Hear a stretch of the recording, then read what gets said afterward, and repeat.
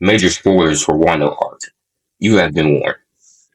Is Big Mom a fraud? Because after the end of Wano, a lot of people are downplaying her as a yonko, saying that people like Aokiji, Garp, or even Zoro could beat her in a 1v1. And personally, I think she beats them all badly. And yes, that includes the Zoro and Egg arc. There are a few reasons for her to downplay, but the main reason is that she lost to a fight between Kid and Law in a 2v1. But I'll get back to this fight in a little bit. Because before I talk about Big Mom, let's talk about what she did in Wano and her stats and abilities.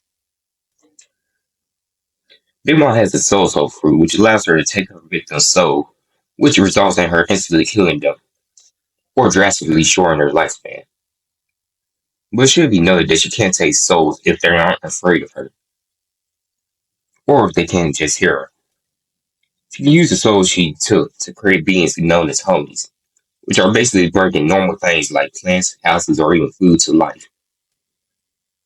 The only exception is you can't make homies out of people who are already dead or still alive. But her powers can be taken a little bit further, because when she uses her part of her own soul, she can create beings known as special homies, like Zeus, Prometheus, or Napoleon, which she mainly used in combat. She eventually replaces Zeus with Hera, but that doesn't happen for a little bit, so I'll get back to that later.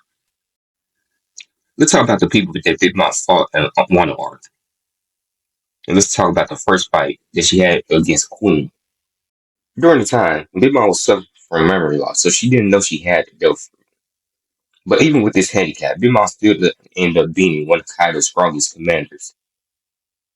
But this wasn't the end of Big Mom versus Queen, because Queen decides to set up a trap for Big Mom, which led to her getting attacked off guard.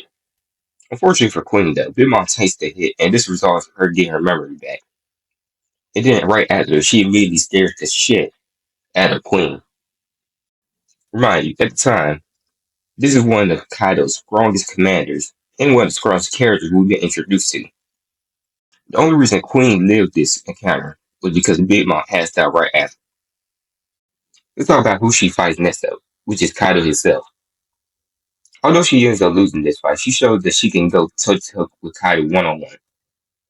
And not many characters at the time could do that, because this is the same Kaido at the moment, who one-shotted Luffy.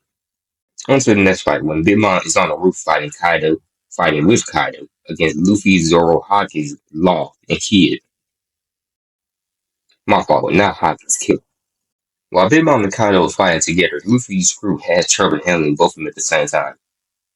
I know this isn't just a Big Mom feat alone, but the fact that it's a 2v5 doesn't change the fact that Big Mom was a problem here. Plus, most of the attacks that Big Mom was dishing out at the moment was dealing a good amount of damage. After this, the group comes up with a plan to force Big Mom off of the roof. And this is where some of the fights takes a little bit of a turn. Like how she eventually runs into Marco and beat him. Until Marco decides to run away, that is. Or like how she ends up encountering Otama. Talking to her ends up one-shot at page one when she runs into him. If you don't know who page one is, he's one of Kaido's elite under. But he stayed to be weaker than Queen, so that is something to take note of. So it makes sense when Big Mom one-shots him. But because she one-shots page one, another one of Kaido's elite underlings ends up fighting Big Mom, and that's Uchi. Uchi doesn't like it too much because she is page one's sister. Well, back when Big Mom got thrown off the roof, Zeus wasn't much of help. So fed up with Zeus bullshit, Big Mom decided to create a new homie known as Hera. The reason I'm bringing up Hera now is because in the fight against Uchi, Napoleon, Prometheus, and Hera combined and launched an attack taking down Uchi with one shot.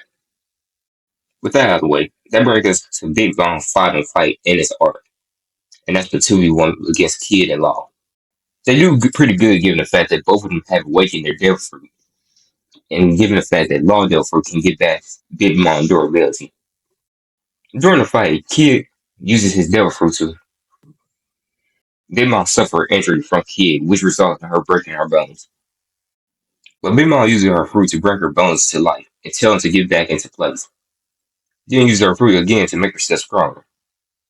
Someone making her own bones special homies or regular homies. It was never specified.